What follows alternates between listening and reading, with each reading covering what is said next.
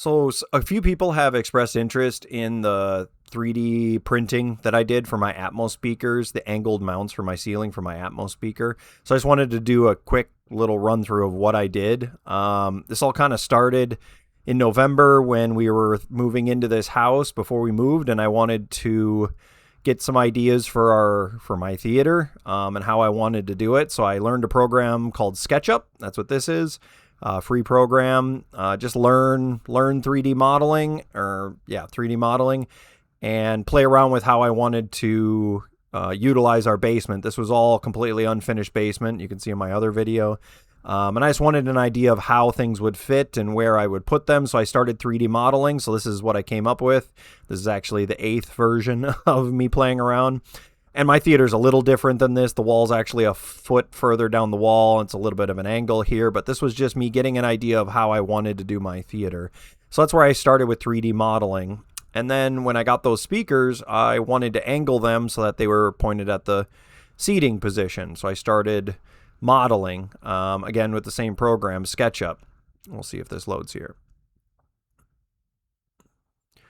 So this is the final 3D model of my Atmos speaker mounts.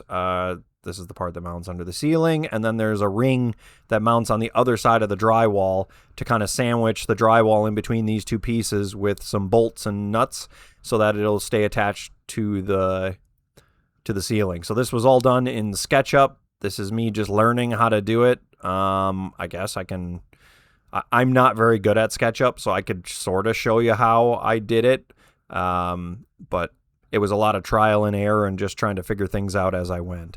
So this is the 3D model. There's a couple different iterations of the parts here. I ended up, this is the main speaker mount, and then I used this. This is actually two pieces. You can see there's a split here, kind of like this ring. So there's this ring that's on the other side of the drywall too. So I used this. It has to be split so that I can fit through the hole that's in the ceiling, because this is slightly bigger than the hole. So I can switch over to some pictures. So you can see some of the iterations that I went through. I made a lot of different pieces trying to figure things out.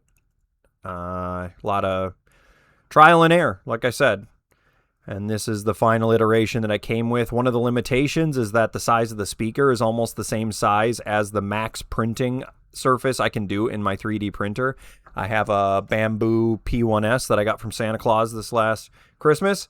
So it was really hard to fit this into the max diameter, which is 256 millimeters. So that's why I had to put a couple of the screw mounts in the front here, and why this is so thin. It's because I just to get this to fit in the 3D printer was pretty difficult.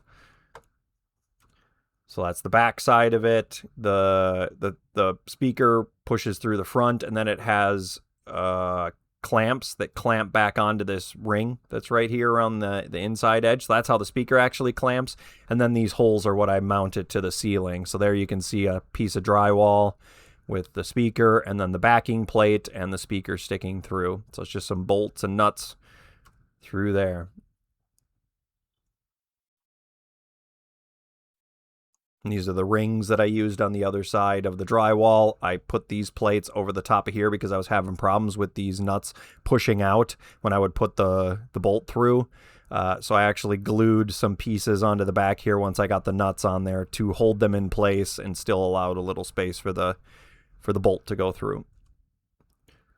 So then there's the empty hole, and there's the speaker in its place.